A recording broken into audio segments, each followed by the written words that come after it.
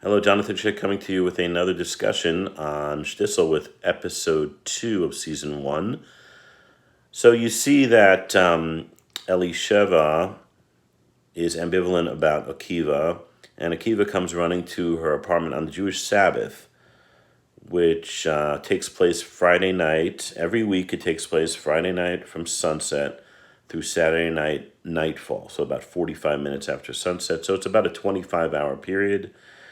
He runs to her parents' home and pleads to have another chance to meet with Elisheva. Now, of course, we know her parents want this match to happen, but Elisheva is displaying her ambivalence. Now, after Akiva leaves, crestfallen, Elisheva goes to her room and puts on earphones and starts listening to the radio.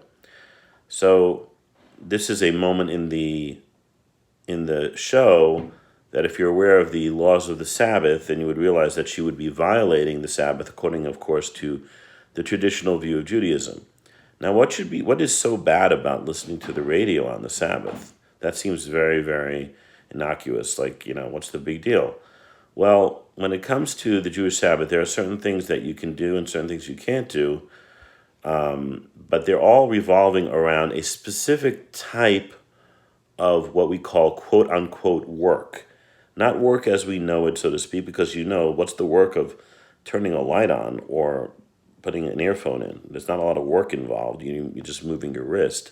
So it's not work that we mean that in that way. It's more like work that shows a mastery over nature and your environment.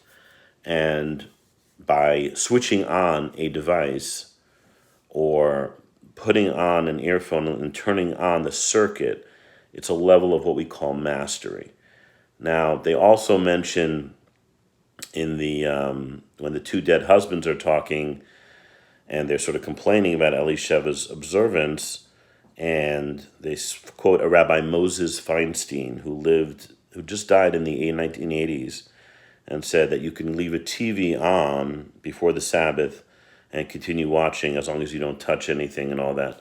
Now, that may be true, and in fact, from a strict letter of the law, it is true that you could leave it on before the Sabbath, but it's in the spirit of the law. It's really not so considered to be such a great practice. However, the main thing is that it's actually the turning on of the circuit or things of that nature, and there are many, many examples of this. Cooking food with, of course, a heating implement or whatnot, driving. That's why you'll see a lot of Jews who walk to the synagogue on the Sabbath, and many, many other examples of this. But the bottom line is that Elisheva was struggling, and we all struggle sometimes. It's a normal thing. There are many, many people who grow up in observant homes who struggle with the Sabbath, even though there's a beautiful time, there's family together, there's singing, there's meals, there's prayer. But it also can be restrictive at times if, you're not sort of locked in on the day, if you will, in a positive sense. It's not always easy to do. And so it's something that she struggled with, and I don't think it was a situation where she was just not at all keeping the Sabbath, but probably she, just for those moments, she had sort of a little bit of a lapse. But again, from a strict law, that is one of the examples of work that is not permitted on the Jewish Sabbath. All right, enjoy. More to come. Thanks.